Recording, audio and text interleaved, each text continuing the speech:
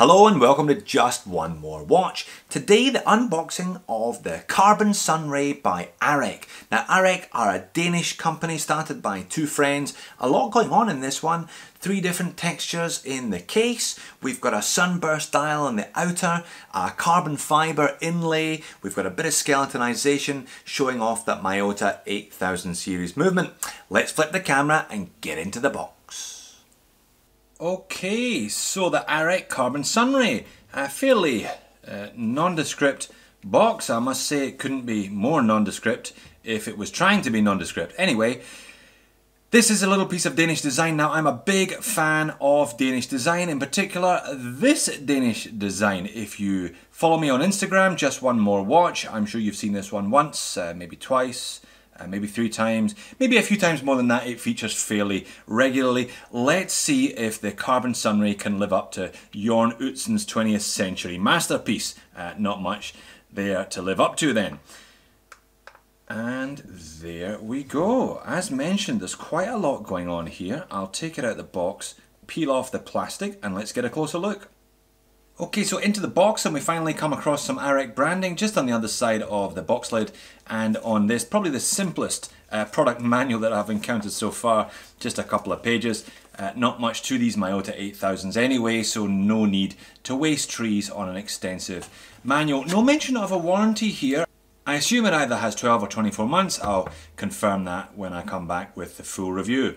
So who are Arec then? Well, they're a young Danish company founded in 2013 by 2 friends. They're obviously into their acronyms because Arec stands for Alexander Rosenbach and Emil Carlsen. Gentlemen, please forgive me if I have butchered your names. My apologies.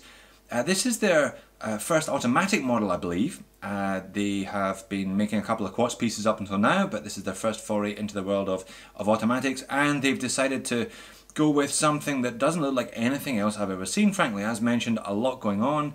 We've got a bit of skeletonization, we've got a Sunburst blue on the outer dial, a carbon fibre on the inner dial, see-through case back with a bit of skeletonization.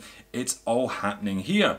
So let's get into some dimensions and specifications before we go in closer. So 41mm diameter, this one. It's about 12.5 thick, 22mm lug width.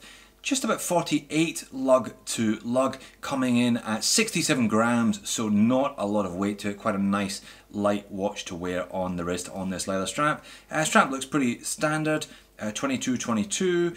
A little Arec logo there, just looks like it's printed on the clasp, but it looks okay, a kind of leather faux croc style. But this one really is all about the dial, so let's get a proper zoom in. So this is the first piece I've reviewed with a bit of skeletonization. You can see the movement beating away underneath the dial. They are all very interesting. This is the Miyota 82S5. So S being for skeletonization, and the 5, I'm guessing, is because the second hand is down there at the 5 o'clock.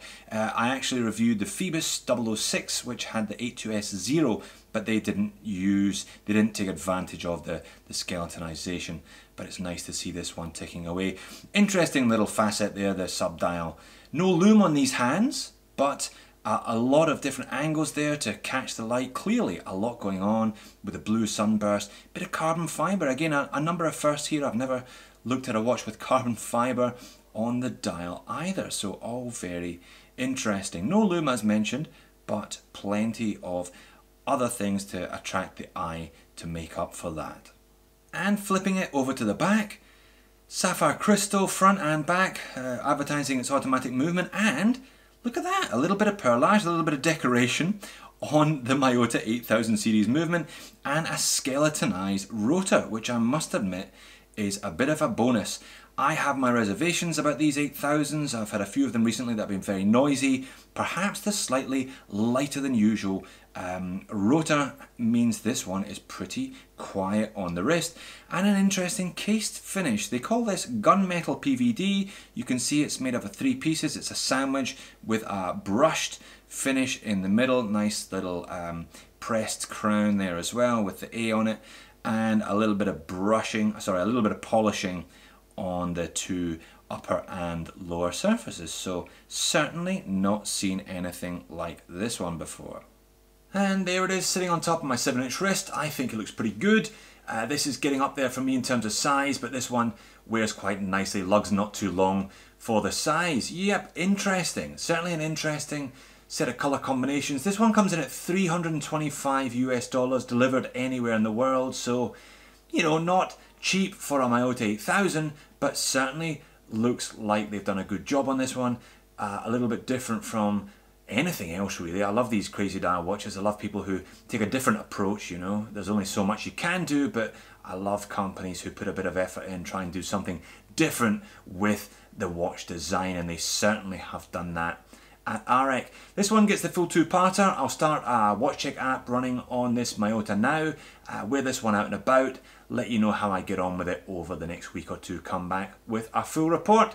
Thanks for watching. I'll see you in that video, if not before.